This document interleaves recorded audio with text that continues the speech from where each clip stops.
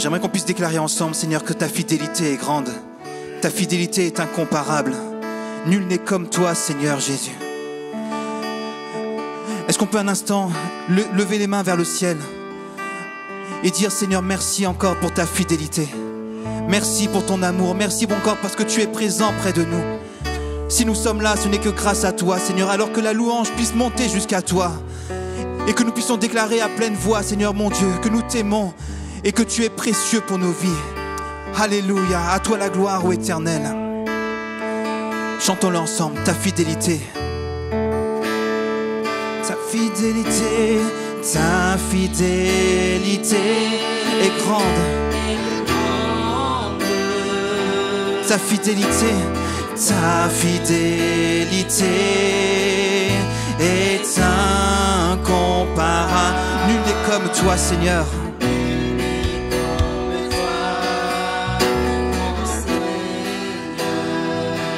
Grande est ta fidélité.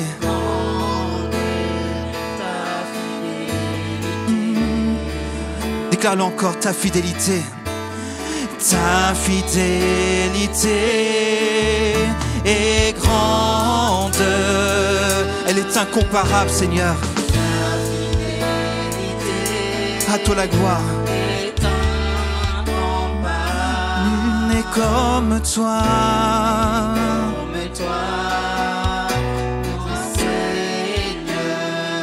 Seigneur, ta fidélité est grande. Alléluia. Est-ce qu'on peut un instant élever la voix tous ensemble pour remercier notre Dieu pour sa fidélité? Seigneur mon Dieu, si nous sommes là, Seigneur, ce n'est que grâce à toi. Merci encore mon Dieu parce que tu as manifesté un amour incroyable. Tu es bon, tu es fidèle. Tu es là, Seigneur mon Dieu, en cet instant. Nous voulons, Seigneur mon Dieu, élever, Seigneur, ta grandeur, élever ta fidélité. Merci encore parce que tu as montré, Seigneur mon Dieu, que tu nous aimes parfaitement. Que même si nous sommes, Seigneur, imparfaits, tu nous as aimés, Seigneur mon Dieu, d'un amour tellement extravagant que nous voulons, Seigneur mon Dieu, cet après-midi, déclarer que ce lieu est à toi. Ce lieu est pour toi. Reçois l'honneur et la gloire, ô Dieu. Reçois, Seigneur, notre louange. Que nous puissions, Seigneur mon Dieu, te donner toute la gloire, ô Dieu. Alléluia. À toi la gloire, Seigneur. Bienvenue à tous.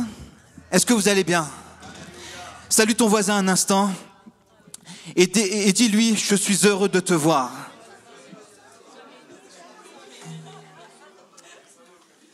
Alléluia. Il est bon. Prenons le temps de se saluer un instant. Alléluia. On va laisser entrer le roi de gloire dans ce lieu. Yes. Est-ce que tu as faim et soif de la présence de Dieu? Alléluia. Alléluia.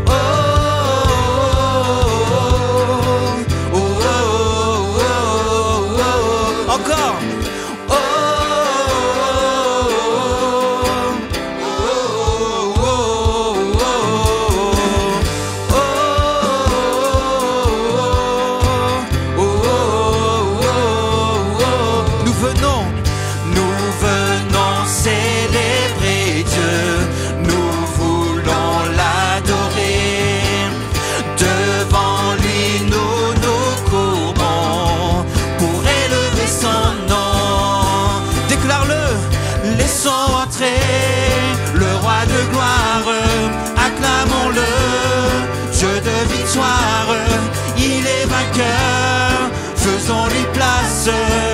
Il est roi, et laissons entrer le roi de gloire. Acclamons-le, Dieu de victoire. Il est vainqueur, faisons-lui place. Il est roi, et Seigneur.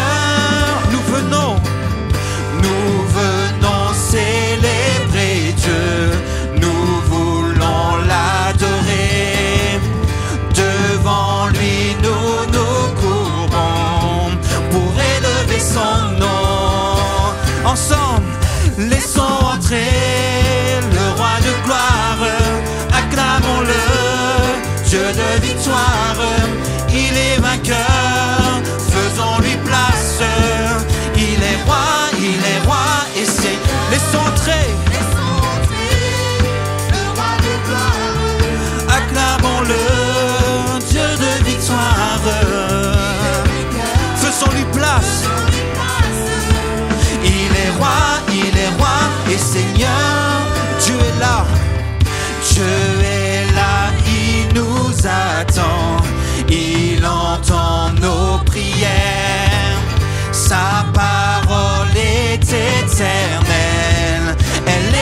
essentiel.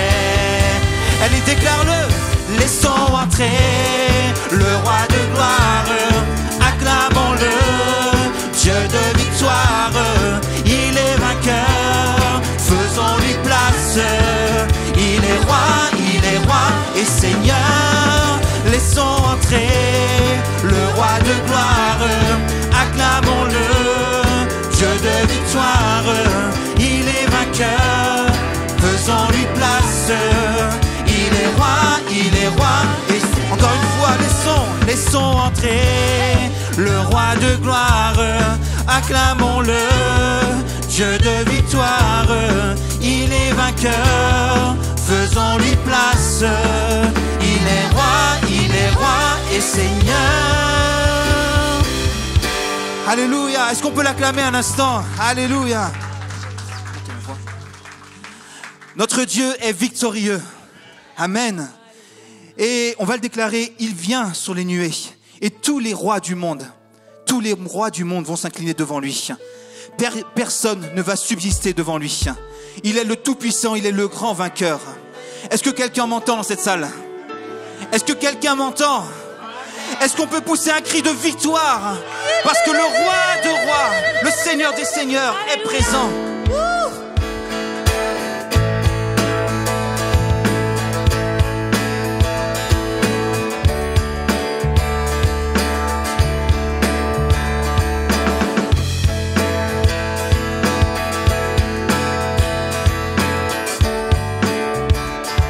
Alléluia, il vient sur les nuées. Il vient sur les nuées. Les rois du monde s'inclineront.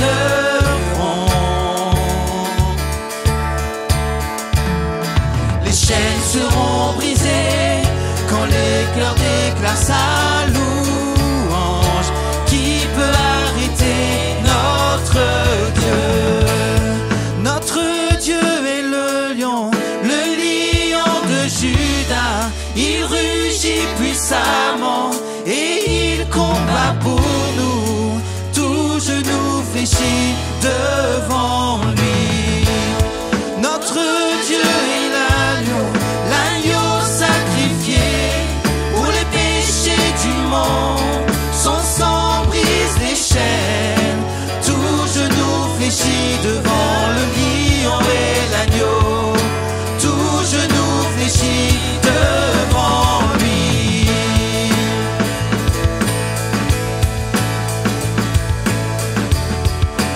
On va déclarer qu'on ouvre grand les portes devant le roi des rois. C'est lui qui a toute la place et c'est lui qui mérite toute notre louange. Chantons-le ensemble, ouvrons grand les portes. Ouvrez grand les portes, laissez entrer le roi des rois. Le Dieu qui vient sauver, le Dieu qui vient sauver et libérer tous les captifs. Qui peut arrêter notre Dieu? Notre Dieu est le lion de Judas. Il rugit puissamment et il combat pour nous. Tout genou fléchit devant lui.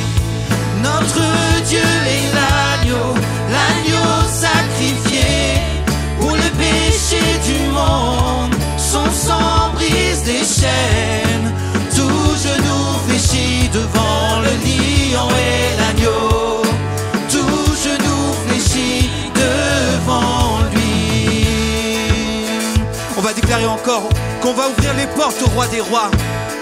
Le monde entier va pour avoir de ses yeux que Jésus-Christ est Seigneur.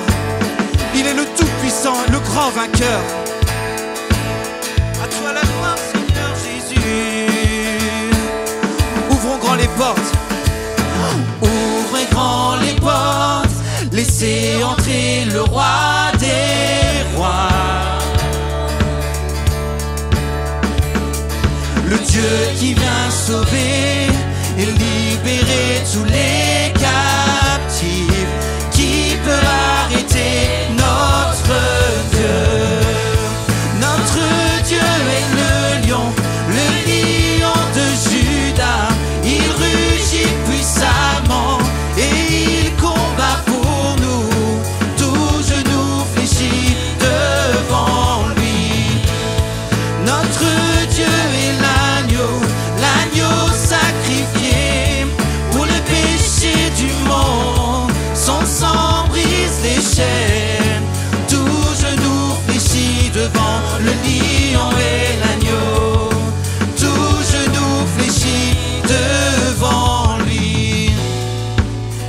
personne ne peut arrêter notre Dieu. Dis à ton voisin, personne ne peut arrêter Dieu. J'aimerais te poser une question à toi. Je ne peux pas tous vous regarder dans les yeux. Dis-moi, y a-t-il quelqu'un ou quelque chose qui peut freiner ta louange cet après-midi? J'en vois un seul à la fois avec mes yeux. Mais y a-t-il quelqu'un qui est capable de bloquer ta louange cet après-midi? J'aimerais te dire qu'elle est puissante en Dieu. Parce que lorsqu'on élève le roi des rois, nous sommes en train de faire venir le surnaturel, l'invisible, dans le visible. Que si quelqu'un le croit, il puisse acclamer le roi des rois, le tout-puissant, le grand vainqueur. Alléluia. On va déclarer: qui peut arrêter? Qui peut arrêter notre Dieu? Alléluia. Qui peut arrêter? Qui peut arrêter notre Dieu? Alléluia. Qui peut arrêter? Dis-le encore. Qui peut arrêter notre Dieu? Qui peut arrêter? Déclare-le encore. Qui peut arrêter notre Dieu? Qui peut arrêter notre Dieu? Notre Dieu est le lion de Juda. Il rugit puissamment et il combat pour nous. Tout genou fléchit devant lui. Dis-le encore. Notre Dieu est l'agneau sacrifié pour les péchés du monde. Son sang brise les chaînes. Tout genou fléchit devant le lion et l'agneau. Tout genou fléchit devant lui. À toi la gloire, oh Dieu. Alléluia. Alléluia. J'aimerais te mettre en garde un instant, parce que le chant qu'on va prendre maintenant, c'est un chant qui va engager toute ta vie. Parce que si tu as l'impression qu'il y a des difficultés, qu'il y a des montagnes devant toi, par ce chant, on va déclarer que les montagnes s'aplanissent. Dis à ton voisin, les montagnes s'aplanissent. Et c'est un chant de foi, les amis. C'est un chant où on va le déclarer, on va le proclamer. Alors regarde bien ton voisin un instant et dis-lui, les montagnes qui se dressent devant toi sont déjà à terre.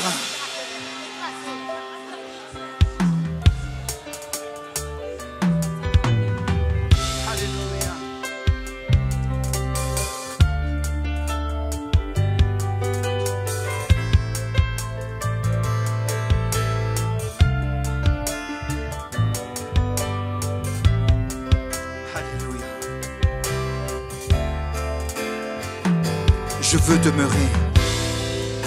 Je veux demeurer plus près de toi. Déclare-le. Je veux Dans les cieux. où la mort n'est plus. Je veux entendre la voix des anges chantant d'un même cœur. Alléluia. Dieu, tu es saint. Dieu tout-puissant. Le grand je suis. Seigneur, tu es digne. Tu es digne. Nul n'est comme toi. Alléluia. Comme toi, Dieu tout-puissant. Le grand je suis. Alléluia. Alléluia. Dieu, tu es saint. Dieu tout-puissant. Dieu tout-puissant, le grand je suis. Tu est digne, nul n'est comme toi, Dieu tout-puissant. es grand je suis. je veux demeurer. Tous ensemble, je veux demeurer. Je veux demeurer près de ton cœur. Alléluia. Et comme tu aimes, bannir les ténèbres, Bannir les ténèbres, des eaux desséchées, vivre à nouveau, chantant d'un même cœur. Alléluia. Et déclare-le. Dieu, tu es saint, Dieu tout-puissant, le grand je suis. Tu es digne. Tu es digne, nul n'est comme toi.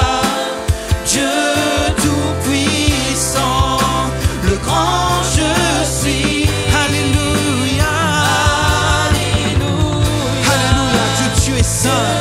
Tu es saint, Dieu tout-puissant, le grand je suis. Seigneur, tu es digne. Alléluia.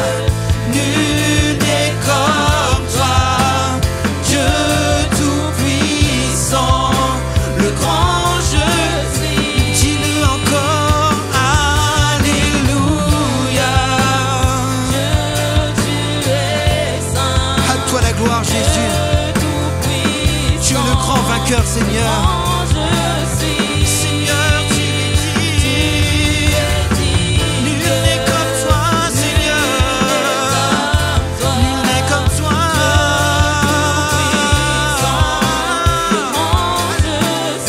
Dis-le encore.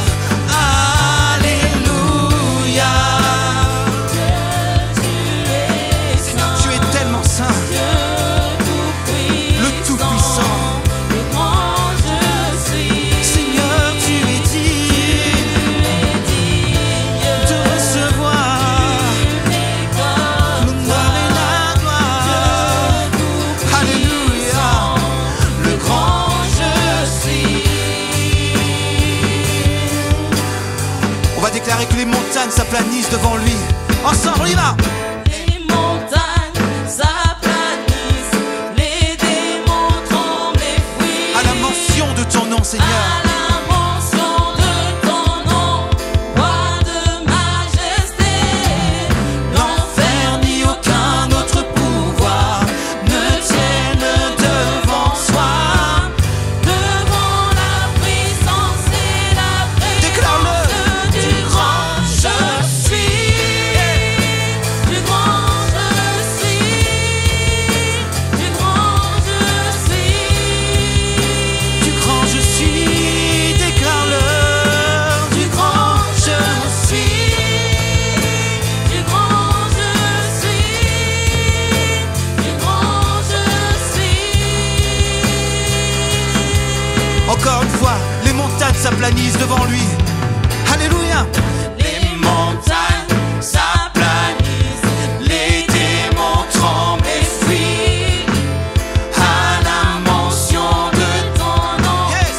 roi de majesté, l'enfer ni aucun autre pouvoir ne tiennent devant toi. Devant la puissance et la présence du grand je suis. Du grand je suis. Tu es le grand vainqueur, Seigneur. Grand je suis. Du grand je suis. Du grand je suis. Nous t'élevons, Seigneur. Oh, alléluia. Pour que la musique continue, les montagnes s'aplanissent. On va le déclarer un instant, tous ensemble. Et j'aimerais que tu puisses le proclamer avec foi. J'aimerais que tu puisses le proclamer avec foi. Y a-t-il quelqu'un qui est prêt à le faire? Je vois quelques mains qui se lèvent. Est-ce que toute l'église est prête à le faire? Alors, pose la main un instant sur l'épaule de ton voisin. Pose ta main un instant. Et déclare: rien ni personne ne va dominer sur ta vie. S'il te plaît, déclare-le avec force, parce que c'est très important. Rien ni personne ne dominera sur ta vie. Les montagnes sont maintenant vaincues. Aucun Goliath ne subsiste devant toi. Un mot de Dieu, un mot du Tout-Puissant, et tu es plus que vainqueur. Que quelqu'un pousse un cri de victoire dans ce lieu.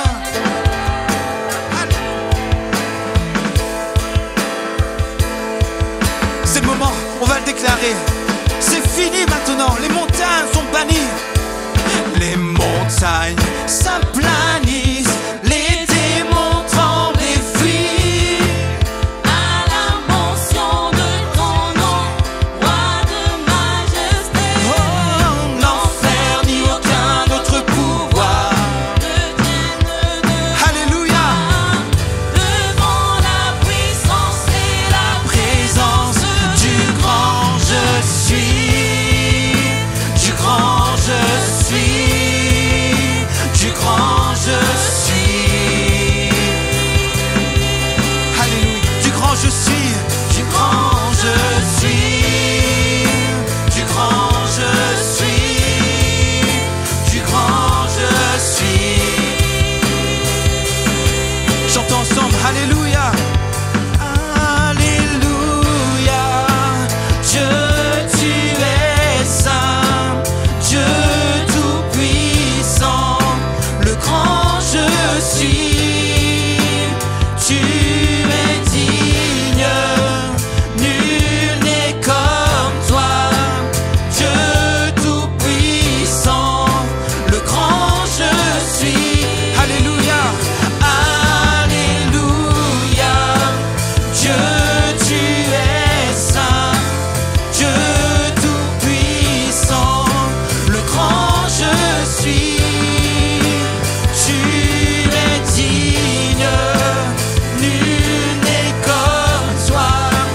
Dieu tout-puissant, le grand je suis.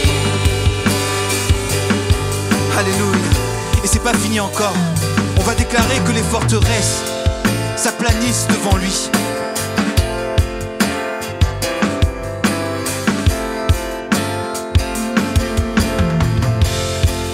Les forteresses tomberont. Ensemble. Les forteresses tomberont et les hauteurs s'abaisseront. Tu es couronné vainqueur. Tu es vainqueur. Tu es vainqueur. Les forteresses tomberont et les hauteurs s'abaisseront. Tu es couronné vainqueur. Tu es vainqueur.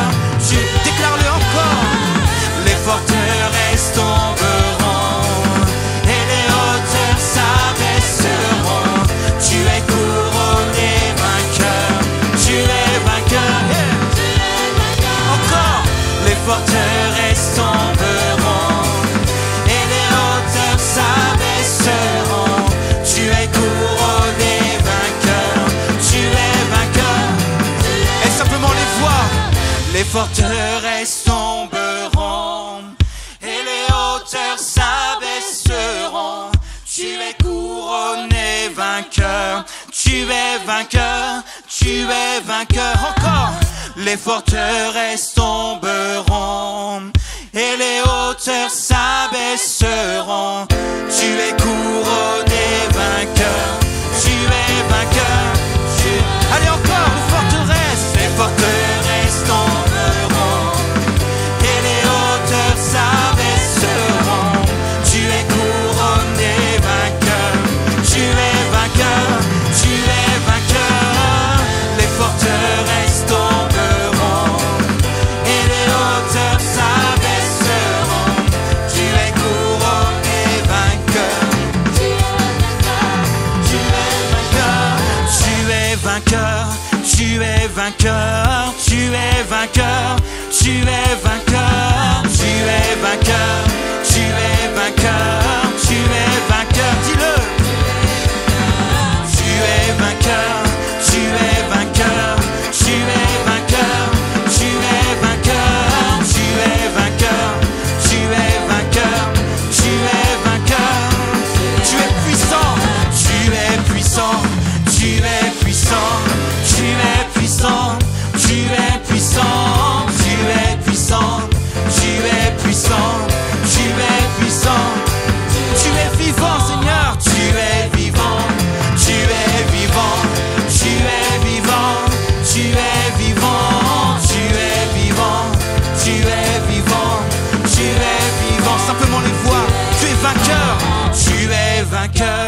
tu es vainqueur, tu es vainqueur, tu es vainqueur, tu es vainqueur, tu es vainqueur, tu es vainqueur, tu es vainqueur.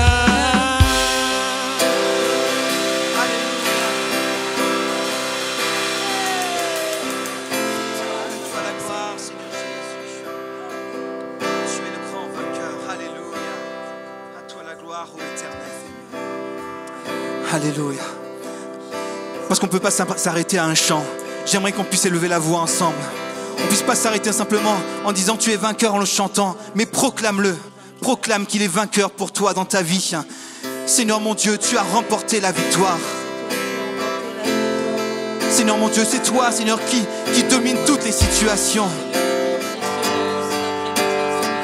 Rien ne t'arrête, Seigneur mon Dieu. Aucune situation, Seigneur mon Dieu, ne te domine. Tu es le grand vainqueur, Seigneur. Tu es le tout-puissant, Seigneur. Ah, reçois la gloire, oh Dieu. Oh Jésus. Un souffle nouveau.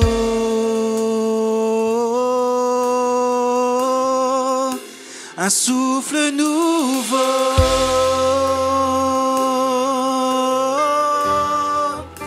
Un souffle nouveau,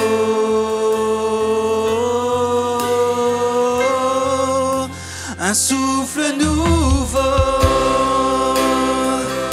Seigneur, envoie un souffle nouveau.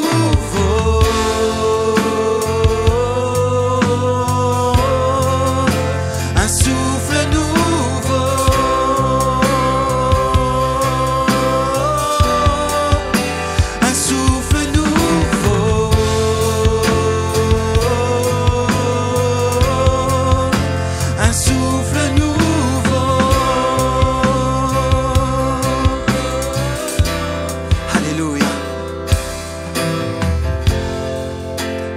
Ce matin avec ma femme, pendant qu'on était au petit-déj, c'est exactement les paroles qu'on se disait. On a soif de quelque chose de nouveau, d'un souffle nouveau. Et pendant que je pensais, je reprenais ma liste ce matin pour la louange, j'avais simplement ces paroles qui me revenaient. Un souffle nouveau, Seigneur. Je t'en prie, j'ai simplement soif d'un souffle nouveau. Le reste m'importe plus.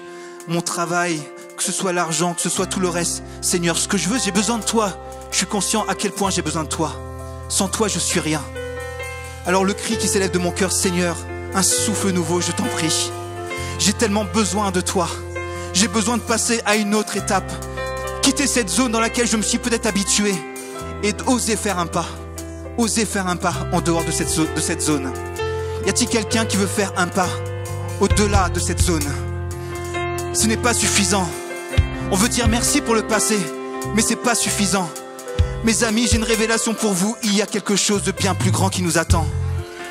Mais il faut avoir ce cri dans le cœur. Seigneur, je veux plus de toi. Je veux plus de toi. J'ai soif de toi. Est-ce que tu es prêt à le déclarer? Un souffle nouveau.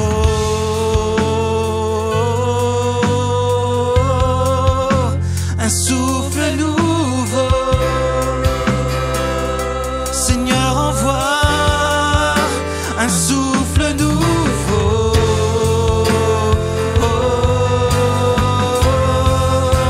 Un souffle nouveau.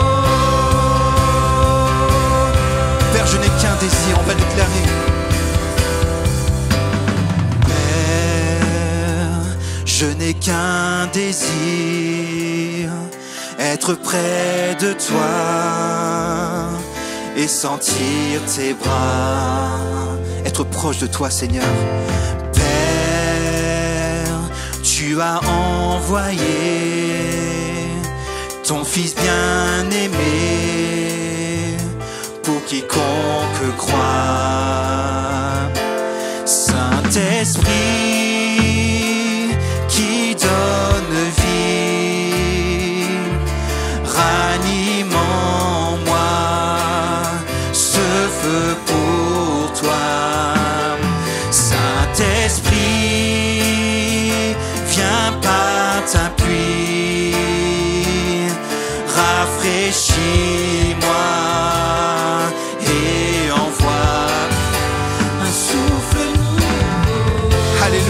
Déclare-le.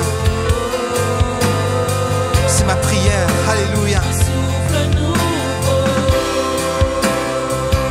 Seigneur, envoie un souffle nouveau.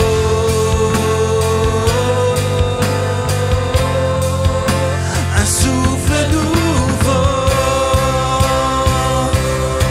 Déclare-le encore. Un souffle nouveau.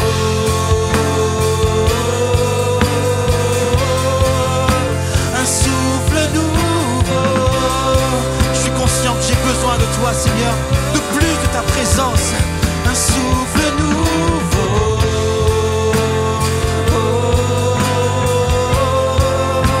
Un souffle nouveau. Père, je n'ai qu'un désir. Père, je n'ai qu'un désir. Rester près de toi, rester près de toi. Écouter ta voix. Oh Père, tu m'as tout donné. Et c'est à tes pieds que je veux rester. Saint-Esprit, Saint-Esprit qui donne vie, ranime en moi ce feu pour toi. Saint-Esprit, viens par ta pluie, rafraîchis-moi, Seigneur. Si c'est le cri de ton cœur, déclare-le. Un souffle nouveau. À toi la gloire. Un souffle nouveau.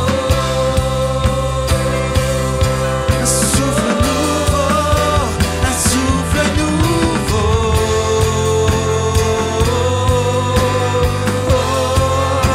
Un souffle nouveau.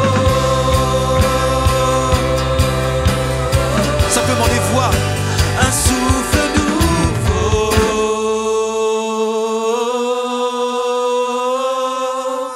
Un souffle nouveau.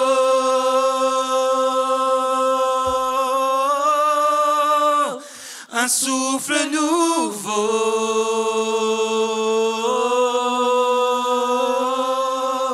Un souffle nouveau. Simplement l'église.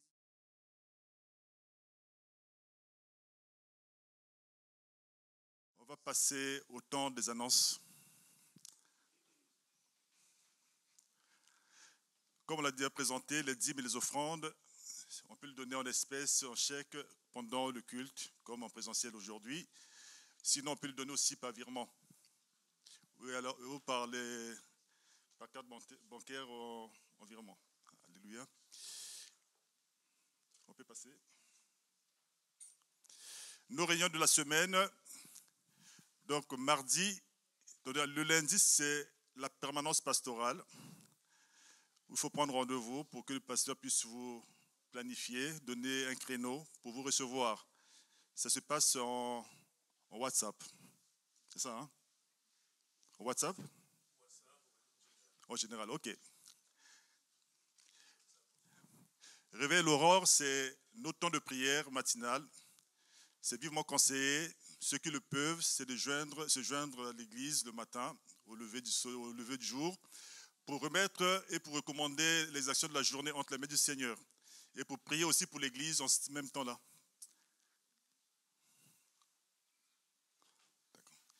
Étude biblique, c'est tous les mardis de 19h à 20h30.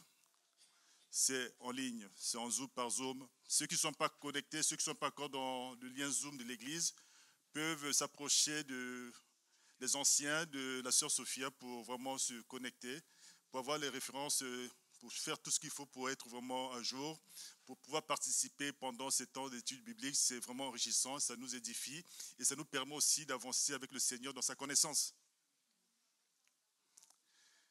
Dans le vendredi, les prières de vendredi c'est l'étude en distanciel cette fois-ci. Donc c'est par Zoom aussi. Vendredi, c'est la prière. Hein? La prière, c'est en distanciel. Donc tout le monde est convié vivement de participer. Hein? Parfois c'est difficile, mais de se connecter, de suivre un peu, même à distance, ce qui se passe à l'église. Alléluia.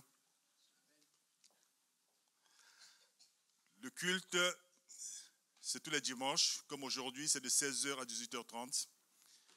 Hein? Nous sommes priés à se présenter un peu plus tôt que 16h30 pour vraiment commencer dans les temps d'intercession et de la prière. Les actualités de l'Église, de toute façon, toutes les actualités de l'Église, on peut les trouver sur le site de l'Église. Hein. Vous y allez, on a toutes les informations. Et pour tout complément d'informations, on peut demander à bien d'autres bien-aimés, aux anciens et à la sœur Sophia. Donc, lundi 21 novembre, 19h, à la salle du Vieux Pays, à Goussainville, c'est la réunion des célibataires. Tous ceux qui sont célibataires et tous ceux qui aspirent à la vie de couple peuvent se présenter à cette réunion-là. Il n'y a pas de limite d'âge, sinon c'est pour les gens majeurs qui aspirent à la vie du couple, la vie de mariage dans le Seigneur. Et ceux qui ont besoin aussi des conseils, ils peuvent s'approcher, même s'ils sont mariés, que le Seigneur puisse édifier, conseiller dans les défaillances de tout un chacun. La chorale Cœur d'adorateur, de 14 ans à 23 ans, c'est la sœur Ange qui s'en occupe. Et tous ceux qui sont intéressés, tous ceux qui ne sont pas encore connectés, peuvent s'approcher de la sœur Ange, qui peut se présenter, celle-là, pour que vraiment ceux qui ne le connaissent pas. Voilà, c'est la sœur Ange. Approchez-vous d'elle, comme ça, vous allez vous inscrire pour participer à cette chorale-là. Tout le monde est invité, de 14 ans à 23 ans. Distribution alimentaire, c'est du 26 au 28 novembre. Besoin de bénévoles pour participer à la collecte, hein, c'est ça? Donc tous ceux qui sont disponibles, qui peuvent participer à cette œuvre, peuvent se présenter auprès de la sœur Sophia et des anciens pour prendre plus d'informations pour participer à la collecte des denrées alimentaires.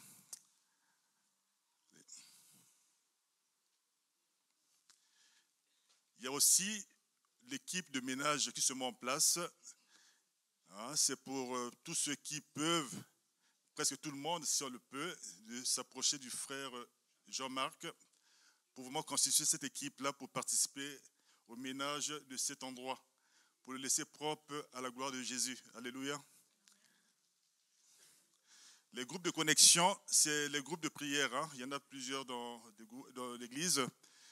Ceux qui ne sont pas encore connectés à un groupe, c'est vivement conseillé. C'est les petits groupes de prière où on se connaît mieux, parce que l'église est assez grande. On ne connaît pas tout le monde, malheureusement. Mais dans les petits groupes de connexion, on peut vraiment s'intéresser à la vie des uns et des autres. Et puis on peut prier pour les sujets qui sont vraiment, qu'on n'a pas pu partager avec l'église. En ce moment-là, c'est le petit groupe de connexion. On peut prier les uns pour les autres. Donc si on n'est pas encore connecté à un groupe, il est conseillé de s'approcher des anciens, de se faire connaître, et puis on vous attribuera éventuellement un groupe avec qui, par rapport à vos horaires, pourra vous aider à vraiment participer à la vie de l'Église. Alléluia. Essentiel Info, c'est toutes les infos, comme on l'a dit, c'est dans le groupe WhatsApp de l'Église. Vous avez tout trouvé. Et ceux qui ne sont pas connectés à ce groupe-là peuvent donner leur numéro et puis se référencier auprès de la sœur Sophia pour être mis à jour. Je pense qu'on a tout dit.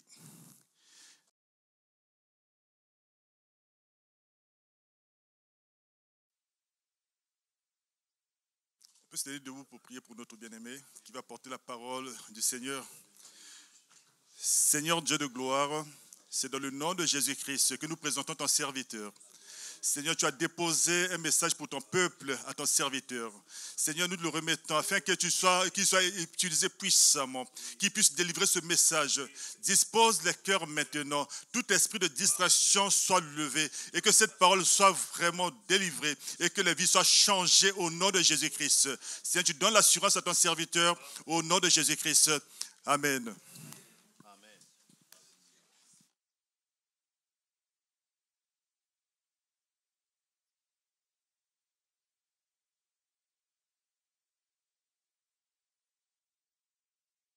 Parler de la sanctification cet après-midi et j'avais un titre que j'avais en tête. Puis cet après-midi, le Seigneur m'a dit, dis à mon peuple, mets ta vie en ordre. Dis à mon peuple, mets ta vie en ordre devant moi. Alléluia. Voilà, je veux vraiment déposer un message d'amour sur votre cœur, mais pas l'amour comme parfois nous on le considère. Vous voyez, une sorte d'amour qui cajole, et puis finalement, à force de cajoler, on se retrouve en enfer, mais un amour qui nous corrige. Amen. Pour être sûr que chacun d'entre nous, nous puissions remporter la couronne de gloire. Alléluia. Et voilà, je vais partager avec vous ce que le Seigneur vraiment a mis sur mon cœur, et c'est vraiment, je le sens vraiment comme un poids. Je le sens comme un poids parce que lorsque vous voyez un frère ou une sœur, dans votre famille par exemple, qui fait quelque chose où vous êtes parents, puis vous voyez que vos enfants vont dans une direction qui n'est pas la bonne, vous êtes là et vous vous sentez comme, j'allais dire, incapable de faire quoi que ce soit, et vous avez cette lourdeur sur votre cœur. Et je crois que pour certains d'entre nous, le Seigneur a cette lourdeur sur son cœur. Le Seigneur dit, bien moi j'ai tout donné pour toi. Je donnais mon fils à la croix. Dans Jean chapitre 3, verset 16, il a dit, mais il a tellement aimé le monde qu'il a donné son fils unique, afin que quiconque croit en lui soit sauvé et ait la vie éternelle. Amen. Et nous sommes aimés de Dieu, tu es aimé de Dieu. Mais parfois notre compréhension de l'amour de Dieu n'est pas l'amour véritable. C'est une mauvaise compréhension parfois que nous avons. Parce que ce même Dieu qui t'aime, ce même Dieu qui a envoyé son fils unique pour toi, pour que tu sois sauvé, eh bien c'est ce Dieu qui ne supporte pas le péché. Dieu ne supporte pas le péché. C'est très rare dans la Bible il y a ces deux mots-là qui sont associés. Le mot Dieu et le mot haïr. Et s'il y a quelque chose que Dieu est, c'est bien le péché, mes amis. C'est bien le péché, mes frères et mes sœurs. Et je crois que le Seigneur veut parler à son Église, d'autant que nous sommes justement dans ces temps de la fin où il y a de plus en plus de confusion. J'étais interpellé parce que, vous voyez, on était en train de louer, et merci Seigneur pour cette louange formidable. Et puis en même temps, dans la semaine, je suis tombé sur une vidéo d'un louangiste qui est célèbre aux États-Unis.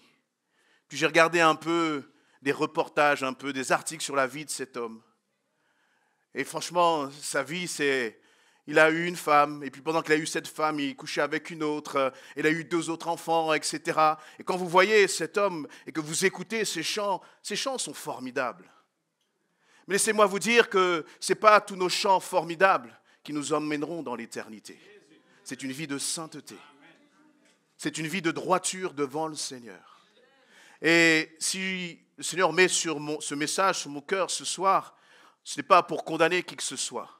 Mais c'est parce que comme le Seigneur t'aime, il te dit, je ne veux pas que tu restes dans cette situation où tu te trouves. Mais je veux plutôt que tu changes réellement de camp. Alléluia. Est-ce que c'est votre désir ce soir d'avoir une vie qui honore Dieu? Une vie qui glorifie Dieu. Et quand on a une vie qui honore Dieu, alors on peut réellement chanter et danser pour l'éternel. Alléluia. Ce n'est pas nos chants qui nous emmèneront au salut. Mais nos chants et nos danses manifestent que nous marchons dans la sainteté. Amen. Alléluia. Je disais, Dieu nous aime, et il nous aime d'un amour infini. Mais son amour ne va jamais amener notre Dieu à se renier. Il ne va jamais changer. Dans 1 Jean chapitre 1 verset 6, dans la version du Semeur, il nous est dit, « Voici le message que nous avons entendu de Jésus-Christ et que nous vous annonçons, c'est que Dieu est lumière. Il n'y a aucune trace de ténèbres en lui. Si nous prétendons être en communion avec lui, tout en vivant dans les ténèbres, nous sommes des menteurs. Tout en vivant dans les ténèbres, nous sommes des menteurs. Et nous n'agissons pas comme la vérité l'exige de nous. » Regardons quelques instants ce verset, prenons le temps de le méditer. Il dit, si nous prétendons être Dieu est lumière, Dieu est saint. Amen. Et on l'a même chanté tout à l'heure, Dieu est saint.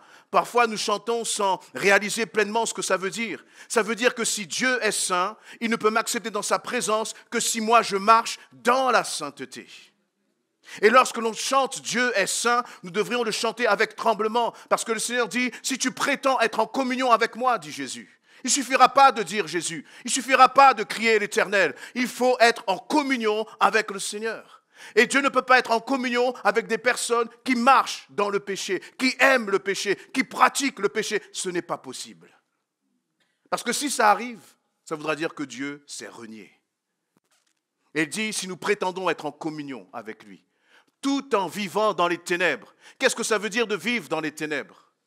Eh bien, vivre dans les ténèbres, c'est, par exemple, ne pas respecter ton époux et puis cultiver cela, ne pas respecter ton épouse, ou être dans l'adultère, ou à chaque fois qu'il y a une situation, parfois tu te sens un peu coincé, tu vas glisser là un petit mensonge. Mais laisse-moi te dire que c'est ce type de mensonge qui t'envoie droit en enfer, parce que tu perds ta sanctification. Et le Seigneur dit, eh bien, si nous croyons que nous sommes en communion avec le Seigneur, et qu'en même temps, vous voyez, on ne peut pas lever la main vers le ciel, dire Seigneur, je te loue, et de l'autre main caresser le péché. Et dit, si tu crois faire ça avec moi, le Seigneur dit, tu es un menteur. Ce ne sont pas mes paroles, c'est les paroles du Seigneur. Ce sont les paroles du Seigneur. Et dit, n'agissons, et nous n'agissons pas comme la vérité l'exige de nous. J'aime ce mot exigence. Dans cette société où, vous voyez, on veut tout faciliter, où on n'a même plus de standard de la sanctification, plus de standard de la pureté, on se contente de peu. Notre Dieu, c'est un Dieu d'exigence. Et il exige de toi que tu marches dans la vérité. Il exige de moi que je marche dans la vérité.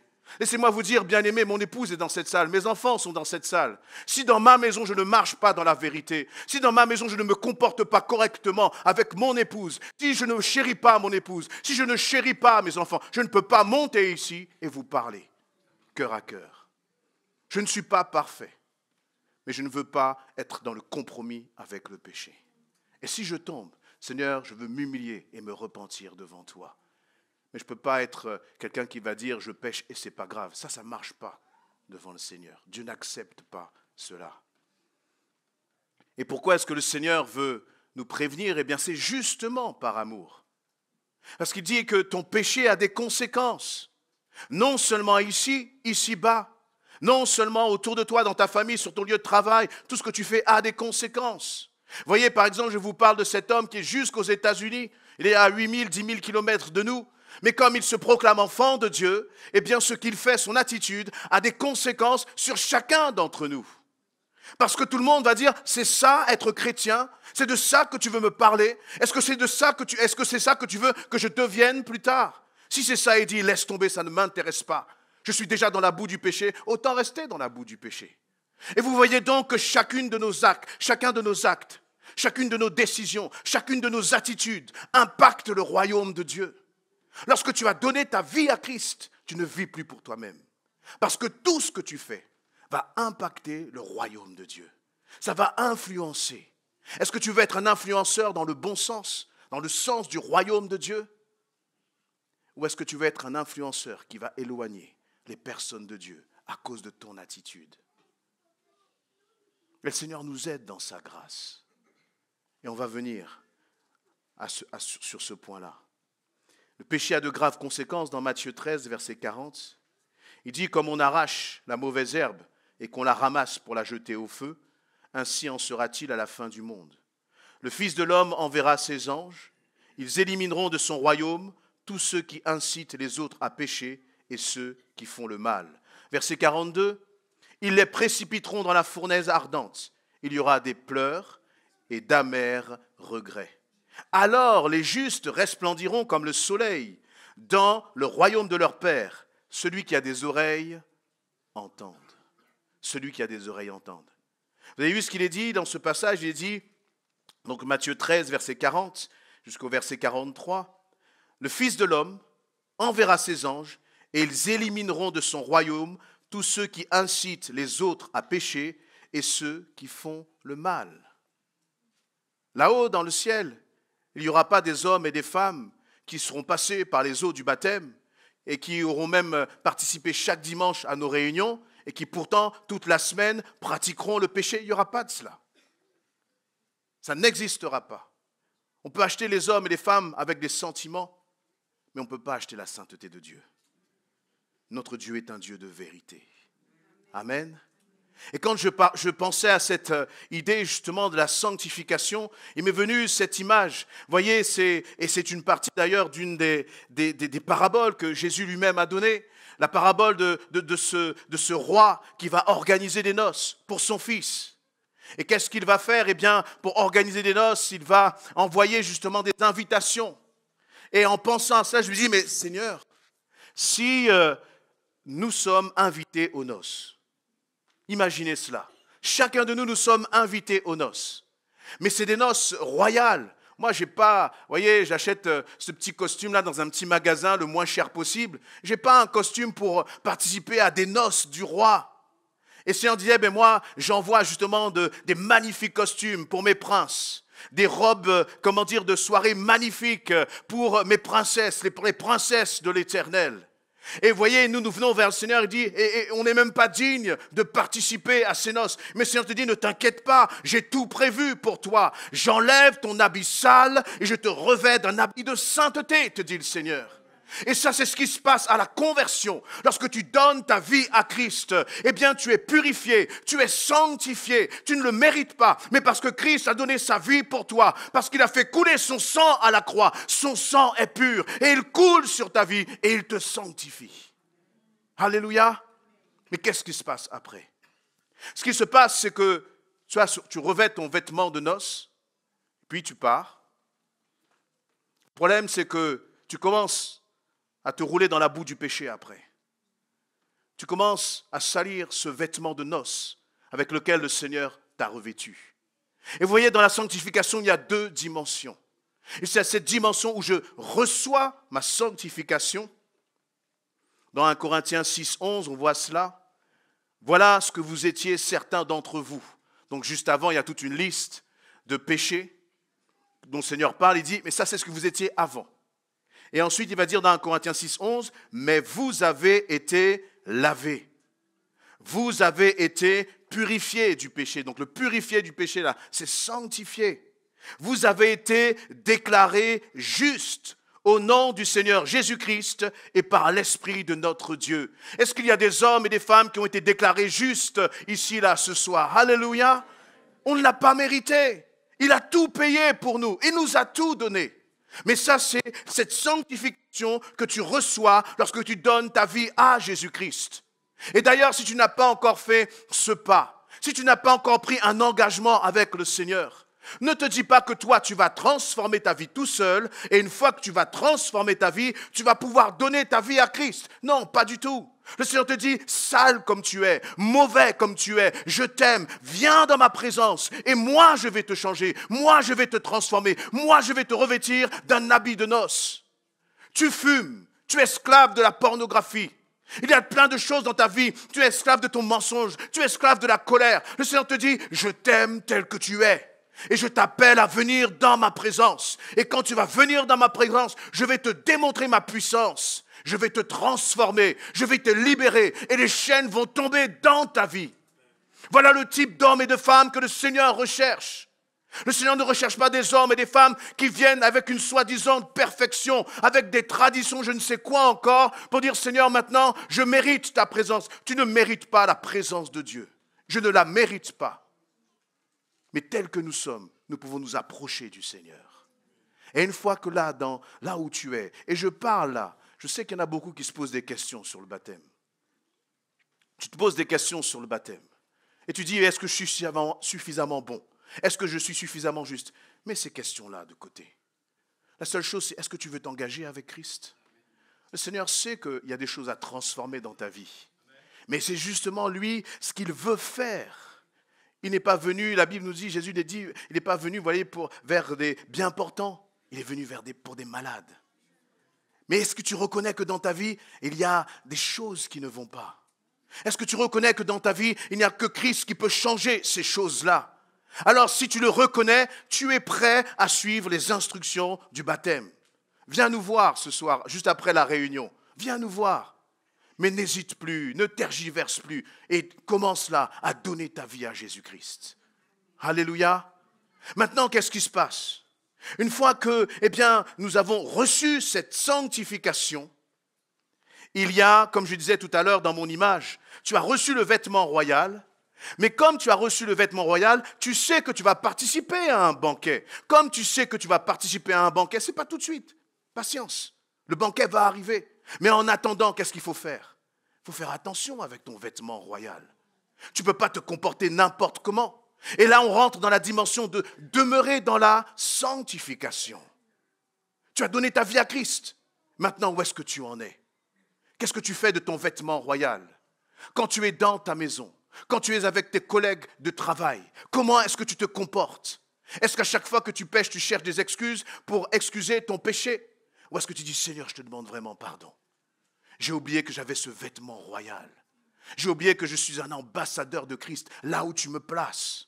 Et que j'ai besoin et que je dois marcher, Seigneur, pour te faire d'une façon qui te fasse honneur, mon roi. À partir du moment où tu as revêtu le vêtement royal, voyez, tu n'es plus n'importe qui. Tu ne peux plus te comporter comme quelqu'un là du passé. Parce que tu représentes celui qui t'a invité. Et lorsque tu vas commencer à justement marcher dans la sanctification, ceux qui sont autour de toi vont se demander, mais où tu vas? Vous voyez, ces vêtements, ça représente un peu comme le fruit de l'esprit. C'est-à-dire quelqu'un qui a de la maîtrise de soi, quelqu'un qui manifeste de l'amour, quelqu'un qui manifeste de l'amour. Vous voyez, même quand on va t'attaquer, toi tu vas manifester de l'amour et les gens vont dire, mais qu'est-ce qui se passe dans ta vie? Qu'est-ce qu'il y a de si spécial? Comment ça se fait que tu réagis comme ça dans une telle situation? Oui, parce que le Seigneur m'a transformé. Il m'a revêtu de son vêtement royal. Alléluia. Et donc le Seigneur ne nous amène pas à marcher dans le péché, mais à demeurer dans la sanctification. Dans Galates chapitre 5, verset 1, il nous est dit, le Christ nous a rendus libres pour que nous connaissions la vraie liberté. C'est pourquoi tenez bon et ne vous laissez pas réduire à nouveau à l'esclavage. Vous voyez la mention là du tenez bon, dans Galates 5, 1, tenez bon. C'est intéressant parce que c'est exactement ce que je dis par rapport à la sanctification. J'ai reçu la sanctification, mais la marche va être longue. Il va y avoir des combats, il va y avoir des épreuves. Et là, eh bien, Paul, il invite, il encourage l'église de Galate en leur disant, tenez bon, tiens bon, c'est dur avec ton époux, avec ton épouse, c'est dur avec tes enfants, c'est peut-être dur avec tes collègues de travail. Mais le Seigneur te dit, tiens bon. Alléluia. Est-ce que tu peux regarder ton frère, ta sœur? Il dit, tiens bon, continue de marcher avec le Seigneur. Continue de marcher dans la sanctification. Il n'y a rien de plus important que cela, bien-aimé. Et c'est tellement facile de glisser. On y est tous exposés. Vous voyez, parfois il y a des situations, même moi, très, très récemment, une situation là, et puis au début j'avais dit oui, et puis c'est on dit, oh, là je ne suis pas d'accord avec ça. Et ce qui est bien, c'est qu'on n'a pas besoin de marcher comme une sorte de peur, de crainte. Qu'est-ce que je dois faire? Non, le Saint-Esprit, il est en toi. Et à chaque fois que tu vas dévier un peu, il va te parler. Il va dire, hé mon enfant, quelqu'un a déjà vécu ça? Hein? Vous savez de quoi je parle. Et tant qu'on n'est pas revenu dans le chemin que le Seigneur nous a donné, le Saint-Esprit, qu'est-ce qu'il fait? Il ne vous lâche pas. Il ne vous lâche pas. Pourquoi? Parce que le Seigneur nous aime. Il est en train de dire, la voie que tu es en train de prendre là, je ne suis pas d'accord avec ça, ce n'est pas bon. Et celui qui aime Dieu, il marche dans l'obéissance et la soumission à ce que le Saint-Esprit lui dit. Alléluia. Il y a un autre point qui est important dans cette dimension justement du péché ou de marcher, j'allais dire, parfois dans la désobéissance.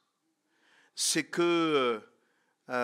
et on l'a lu, enfin on l'a pas lu tout à l'heure, mais on en parlait un peu pendant le temps de la Sainte Seine. Dans 1 Corinthiens 11, 31, il dit, si nous nous jugions nous-mêmes, nous ne serions pas jugés. Nous ne serions pas jugés. Tout à l'heure, je vais parler un peu de l'ordre dans l'Église. Et je crois que c'est important. Parce que l'Église, c'est un corps bien ordonné. On ne fait pas n'importe quoi, ni comme on veut. Ni les pasteurs, ni quiconque dans l'Église. On est tous soumis à la parole de Dieu. Amen. Tous soumis à la parole de Dieu. Et vous voyez, parfois, eh bien, ce que je disais tout à l'heure, c'est-à-dire que quand on nous est dit, si nous nous jugions, nous ne serions pas jugés.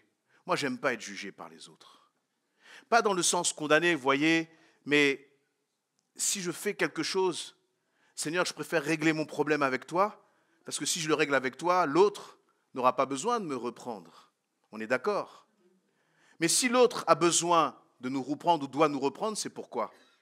C'est parce que nous-mêmes, nous n'avons pas réglé ce que nous avons à régler. Et trop souvent dans l'Église, j'entends « tu n'as pas à me juger ». Excusez-moi, mais ce n'est pas biblique ça. Je dirais même, c'est diabolique. Parce que ce que veut le diable, c'est que la pagaille soit répandue dans l'Église. Et ça n'arrivera pas ici, parce que c'est l'Église du Seigneur. Et que si tu veux mettre la pagaille, ce n'est pas dans l'Église du Seigneur que ça va se passer. Vous savez pourquoi? Parce que Jean-Pierre, Claude, le pasteur Patrice et moi-même, nous aurons des comptes à rendre au Seigneur. L'Église, elle n'appartient pas aux hommes, c'est l'épouse de Christ. Et nous ne voulons pas présenter à Christ une épouse qui soit salie, mais une épouse qui soit sanctifiée pour la gloire de notre Seigneur. Alléluia.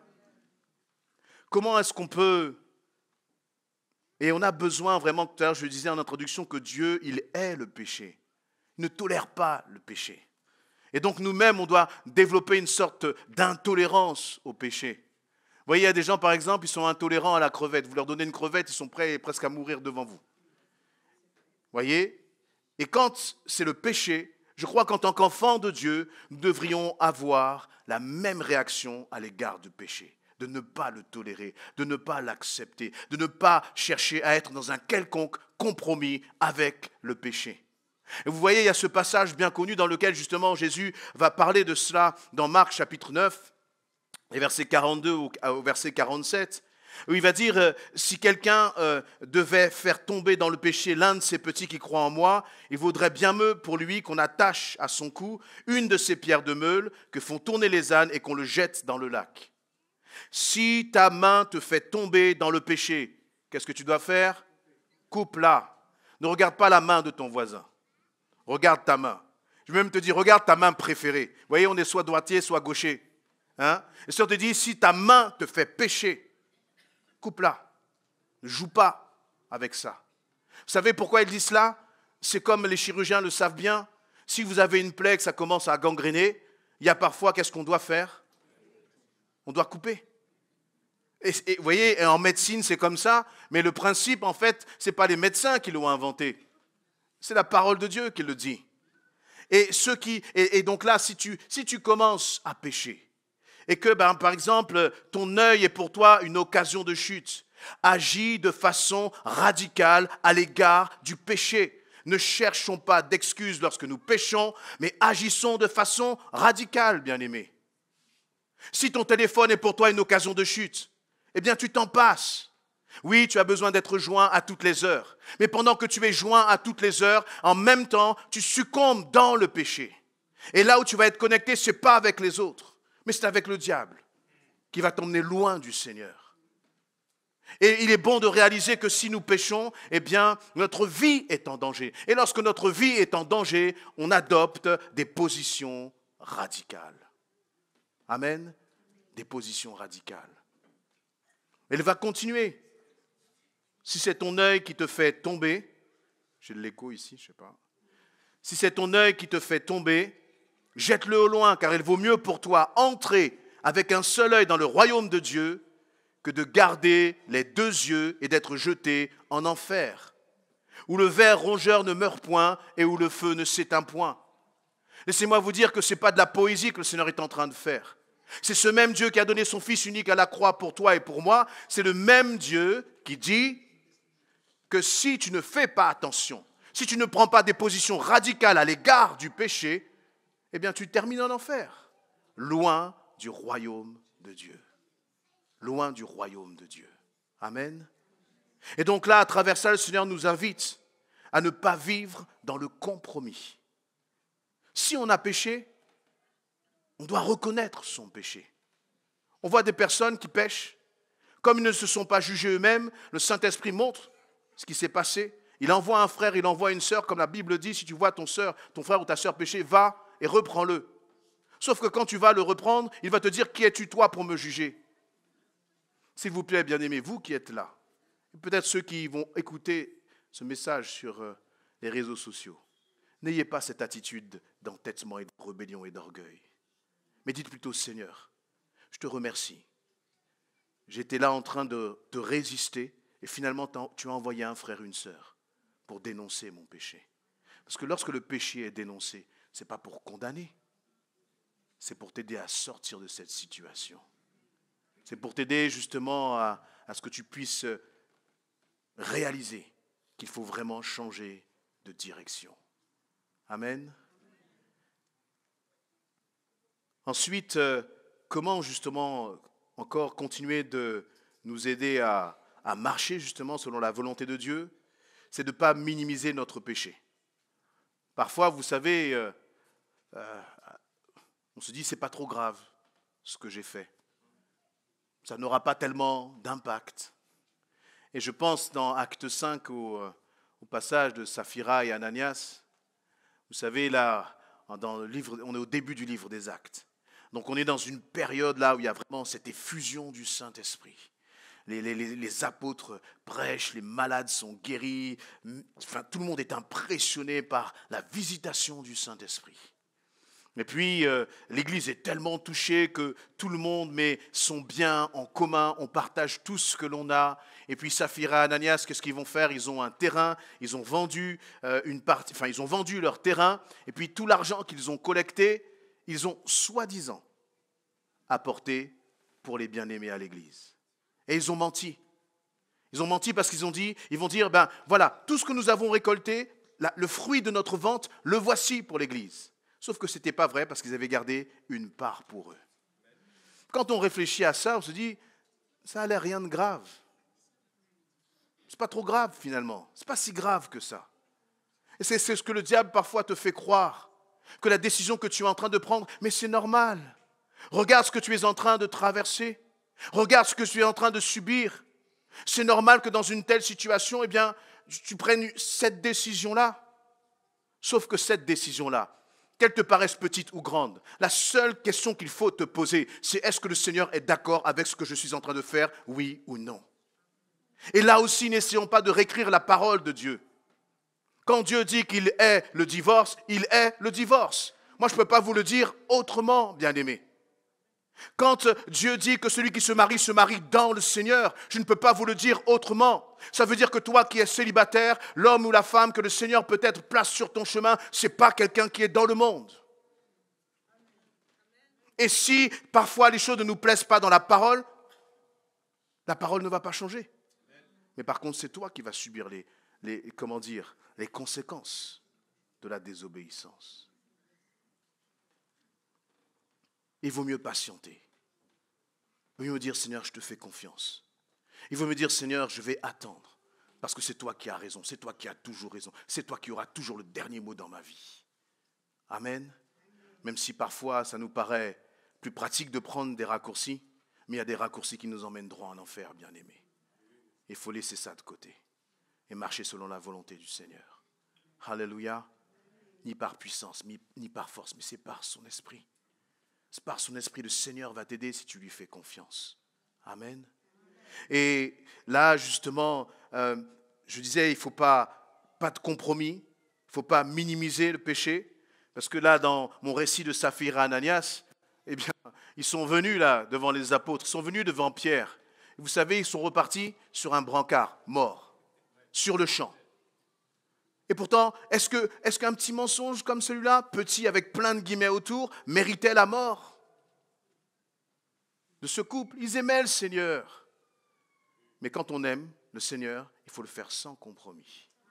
Sans compromis. Amen. Et l'autre point qui est important pour te motiver dans ta vie chrétienne, c'est que tu peux te dire, j'ai beaucoup de combats. Et comment j'arrive justement à tenir ferme, comment j'arrive à résister. Laisse-moi d'abord te dire que si le Seigneur, en fait, il t'appelle à marcher dans la sanctification, si le Seigneur t'appelle à demeurer dans la pureté, il t'a donné tous les éléments pour que tu puisses être vainqueur sur le péché. Avant, tu étais esclave du péché. Avant, tu étais esclave de la colère. Avant, tu étais esclave du mensonge. Mais ça, c'était avant. Dans Romains chapitre 6 au verset 12, il dit que le péché n'exerce donc plus sa domination sur vos corps mortels pour vous soumettre à ses désirs. Ne mettez pas vos membres et vos organes à la disposition du péché, comme des armes au service du mal. Mais puisque vous étiez morts et que vous êtes maintenant vivants, offrez-vous vous-même à Dieu et mettez les membres et organes de votre corps à sa disposition. Il dit, avant tu étais sous la domination du péché, mais maintenant, un enfant de Dieu, quelqu'un qui a donné sa vie à Christ, il n'est plus sous la domination du péché. Amen. Tu n'es plus sous la domination de la colère. Tu n'es plus sous la domination de la pornographie. Tu n'es plus sous la domination de l'esclavage. Et chaque péché, chaque chose qui te tenait esclave dans le passé, tu peux le lister et je te répondrai, tu n'es plus sous cette domination. C'est une réalité parce que Jésus-Christ a vaincu à la croix, il a vaincu la mort. Et donc, il a vaincu ton péché. Et donc, tu n'as plus d'excuses à marcher en pécheur. Et tu te dis, mais pourquoi, Seigneur, j'ai encore ces combats? Le problème, c'est que tu t'affectionnes trop à ce qui nourrit ton péché. Tu t'affectionnes trop à ce qui nourrit ta chair.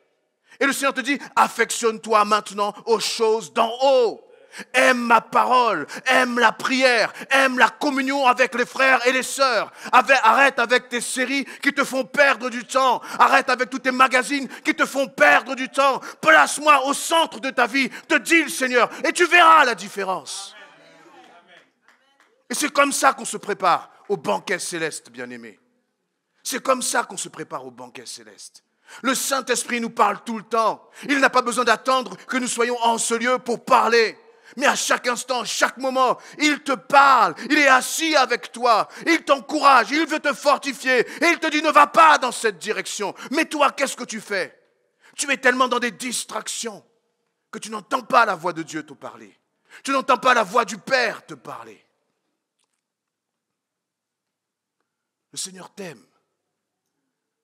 Mais il dit, oh, maintenant il faut que tu me donnes la première place. Maintenant il faut arrêter de jouer. Nous sommes dans les temps de la fin. Jésus revient bientôt. Et je te demande de courir comme un athlète. Vous savez comment courent les athlètes? Ils se préparent et ils se préparent encore. Jusque presque à en mourir pour certains. Tout ça pour remporter quoi? Une vieille couronne en or. Moi je cours pour l'éternité. Et je veux courir pour l'éternité. Alléluia, bien-aimés. On peut acclamer notre Dieu. Et on peut s'appuyer sur lui. Et Seigneur, et dire, Seigneur, je ne veux plus tolérer le péché. Je ne veux plus accepter. Et vous voyez, des fois, il y a des petites décisions qui nous paraissent insignifiantes, qu'on prend, mais ça ne paraît pas grave. Oui, j'ai fait ça, mais ce n'est pas grave. Mais derrière, vous voyez, derrière, c'est comme si tu as un chemin étroit, mais là, ça donne un boulevard au diable. Et lui, il sait s'engouffrer très rapidement. Très rapidement. Alors, sois vigilant. Sois vigilant. Et l'autre point que je voudrais partager aussi avec vous, c'est la vie de l'Église, parce que c'est important. Nous faisons partie d'un même corps, dont nous sommes les différents membres. Ce que toi, tu fais, mon frère, ma sœur, ça impacte sur tout le corps de Christ. Voyez, dans le monde, on peut vivre peut-être chacun pour soi. Mais quand tu donnes ta vie à Christ, tu vis pour Christ. Tu vis pour le corps de Christ. Amen. Et si la main gauche, elle a mal, si la main gauche, elle est, malade, c'est tout le corps qui est malade. C'est tout le corps qui est malade. Et justement, Dieu, dans sa sagesse, il nous prévient aussi. Dans Éphésiens 5, il va dire, Éphésiens 5, sachez-le bien, aucun homme qui se livre à l'inconduite, l'impureté ou la soif de posséder n'a d'héritage dans le royaume de Christ et de Dieu. Que personne ne vous trompe par des arguments sans valeur. Ce sont des désordres qui attirent la colère de Dieu sur ceux qui refusent de lui obéir. La colère de Dieu, est-ce que vous y pensez de temps en temps? On pense beaucoup à l'amour de Dieu. Et merci Seigneur, ça fait partie de son caractère. Vous voyez, dans son caractère, il y a aussi ça.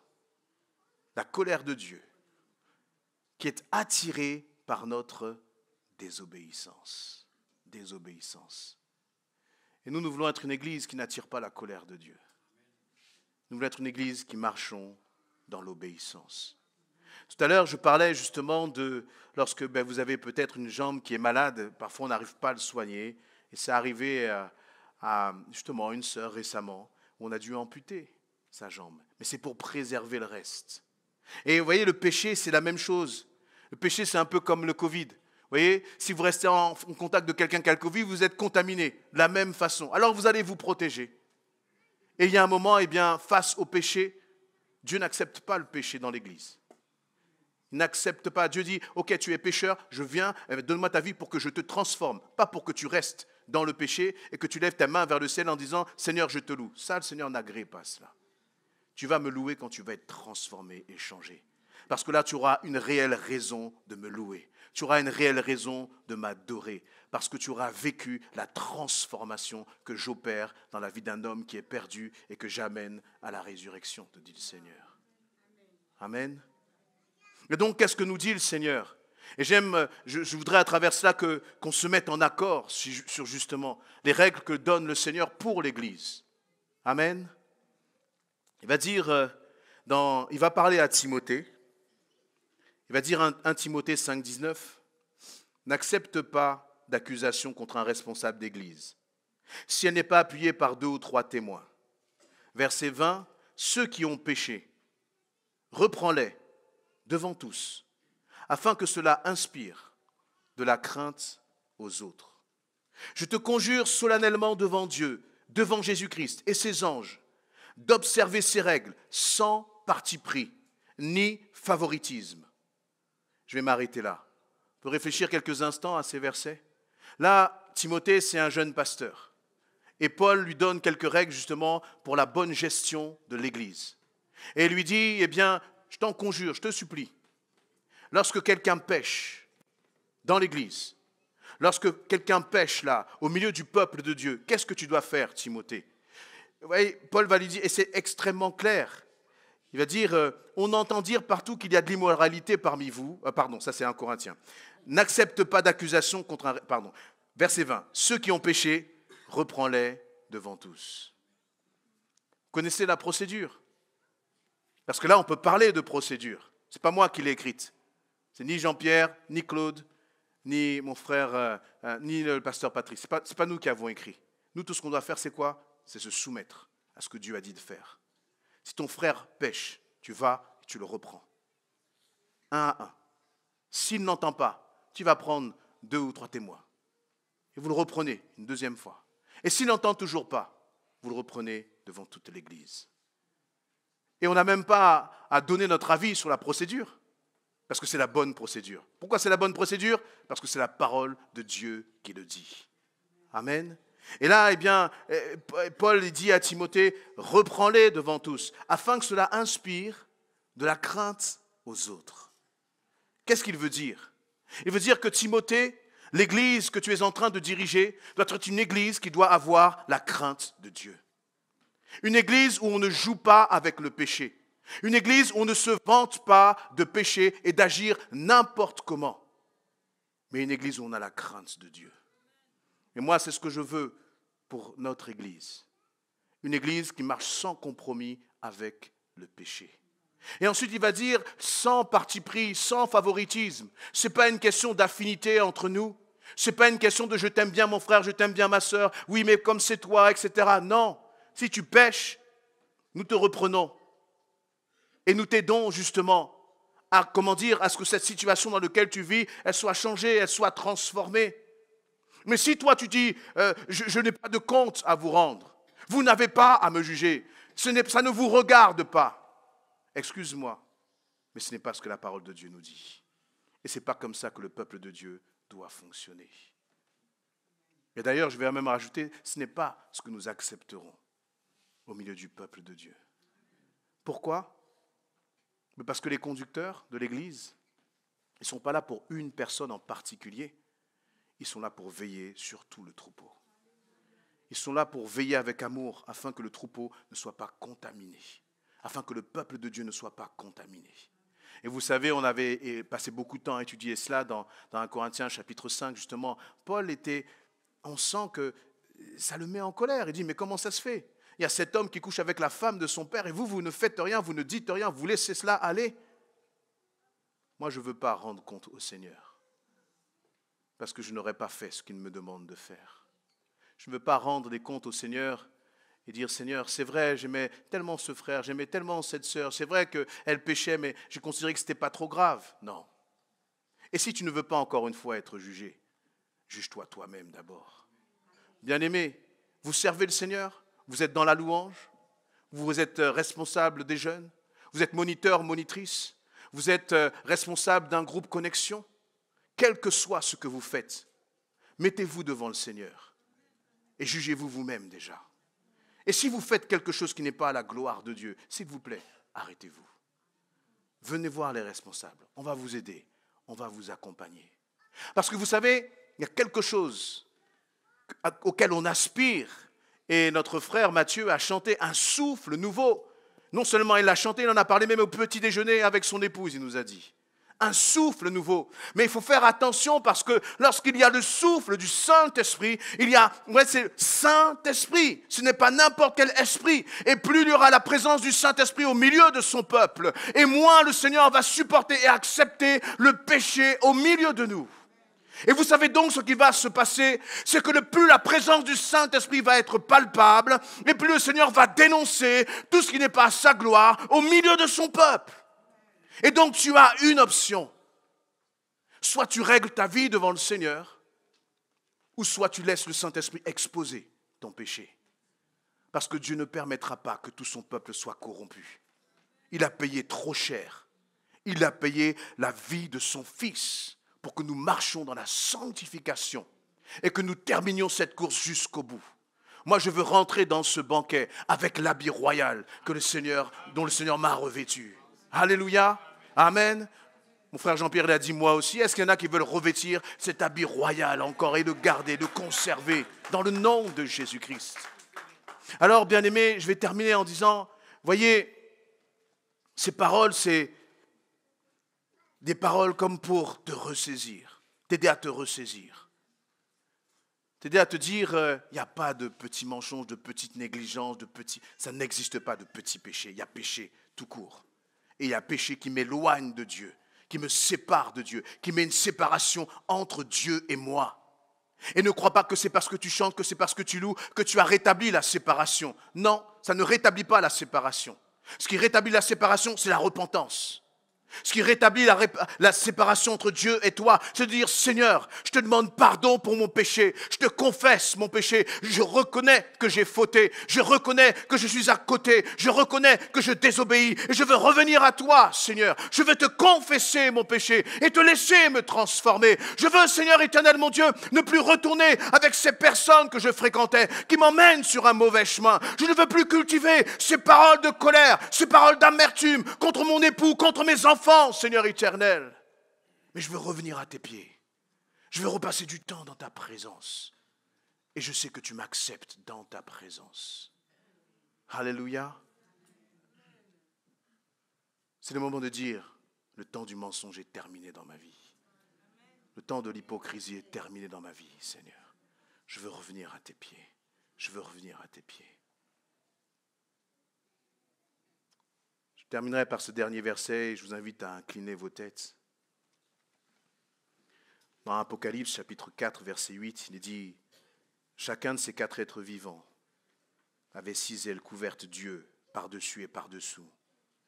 Jour et nuit, il ne cesse de dire « Saint, Saint, Saint est le Seigneur, le Dieu Tout-Puissant, celui qui était, qui est et qui vient. Amen. » Saint, Saint, Saint est ton Seigneur. Alléluia. On va fermer les yeux, on va terminer en priant. Et puis là, si tu n'as pas encore donné ta vie à Christ et que tu as compris que Dieu ne fait pas de compromis avec le péché, mais qu'il veut te changer, qu'il est prêt à te transformer. Si tu as compris là ce soir que par toi-même tu ne peux rien faire, mais que tu es prêt à t'abandonner à lui, je t'invite simplement à lever ta place où tu es. Et puis, on va prier ensemble. S'il y a aussi peut-être quelqu'un qui a déjà donné sa vie à Christ et qui se dit, Seigneur, c'est vrai, j'ai trop longtemps marché dans la dissimulation. J'ai trop longtemps, Seigneur éternel, mon Dieu, essayé de chercher des compromis. Et maintenant, je refuse cela parce que j'ai la crainte de Dieu dans mon cœur. Parce que Seigneur, je réalise que tu es saint et que j'ai besoin de marcher vraiment dans la vérité. Je veux être un homme, une femme de vérité, Seigneur, mon Dieu, mon roi. Aide-moi à marcher, Seigneur, dans tes voies. Tu peux te lever simplement à ta place. Puis on va prier pour toi. Alléluia. Bien-aimés, et puis tous ensemble, on va prier pour l'Église. Que le Seigneur garde l'Église essentielle dans sa sainteté, dans sa pureté. Alléluia. Voyez, sois béni, sois béni. Lorsque tu te lèves là, reste debout et puis on va vraiment prier pour toi. On n'est pas là pour regarder qui se lève ou je ne sais quoi, mais sois courageux devant le Seigneur. Pour toi, ça peut être parfois une question juste de vie ou de mort, tout simplement, comme Saphira ou Ananias. Je vais demander là aux anciens s'ils peuvent passer dans les rangs avec le pasteur pour prier pour nos bien-aimés qui se lèvent. Merci Seigneur pour ces cœurs que tu touches. Merci Seigneur éternel, mon Dieu, parce que tu reprends le pécheur, parce que tu l'aimes éternel, mon Dieu. Alléluia, Dieu Tout-Puissant. On prie pour l'Église, bien-aimés. Prions pour une Église qui marche dans la sanctification. Prions pour une Église qui refuse le compromis. Prions pour une Église qui vraiment veut honorer son Dieu. Alléluia. Tu es dans la colère, mais tu es fatigué avec cela. Alors, abandonne-toi au Seigneur. Peut-être que, dans ta famille, il y a des difficultés et regarde si Dieu est d'accord.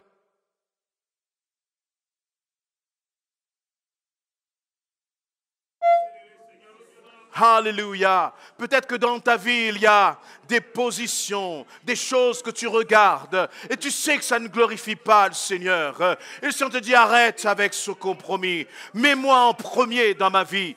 Quelle place a Jésus-Christ dans ta vie réellement? Quelle place Jésus-Christ a réellement dans ton emploi du temps? Si tu veux que les choses changent, lève-toi à ta place, comme pour dire, Seigneur, transforme-moi. Seigneur, remplis-moi. Seigneur, inonde-moi. Je reviens à toi, ô mon Père. Je reviens à toi, ô mon Seigneur, dans le nom précieux de Jésus-Christ. Alléluia, éternel, notre roi. Sois glorifié, béni, Seigneur mon Dieu. Merci encore pour ta grâce.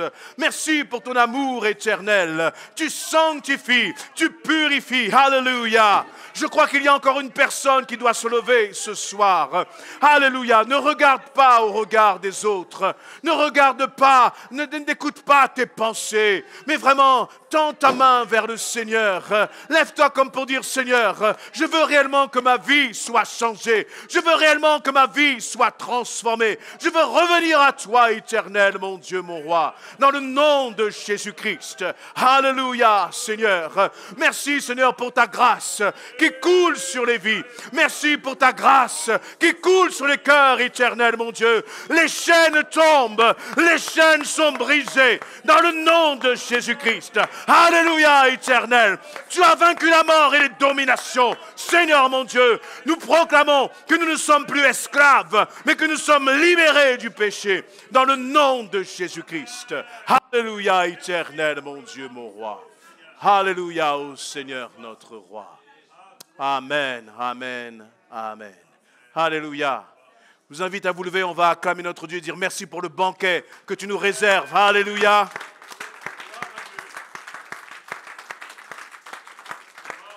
Alléluia, amen. Je crois qu'on avait nos louangistes, mais il y a un petit problème de sono. Ouais. Voilà, je vais terminer simplement en priant. Amen. Et vous dire que, voilà, on reste à votre disposition. Les pasteurs sont là pour vous encourager, pour vous aider parfois si vous posez des questions par rapport à tout ce qui a été dit là. Mais mon frère, ma sœur, ne reste pas sur ta position de péché. Alléluia. Seigneur éternel, mon Dieu, merci pour ta grâce. Merci, Seigneur, pour les paroles que tu déposes dans les cœurs. Et je sais qu'entre ce qui a été dit et toi, la façon dont tu touches, ce qui compte, c'est le Saint-Esprit qui touche et qui convainc de péché, de justice et de jugement. Nous sommes tes enfants, nous sommes aimés de toi, éternel, mon Dieu. et ne permet qu'aucun puisse continuer de marcher dans le péché. Mais nous voulons marcher dans la vérité. Nous sommes des enfants de lumière. Et Seigneur, nous voulons marcher dans la lumière. Tu accompagnes chacun tout au long de cette semaine, tous nos jeunes, Seigneur éternel, ceux qui passent par des combats difficiles, les épouses et les époux qui sont constamment peut-être éprouvés dans leur maison. Mais tu es leur force, tu es leur soutien éternel, mon Dieu. Et en toi, nous savons que l'ennemi a déjà perdu, il est déjà vaincu. Dans le nom de Jésus-Christ. Et nous, nous sommes plus que vainqueurs, Seigneur. Amen, amen. Alléluia. Soyez bénis, bien-aimés, et bon retour.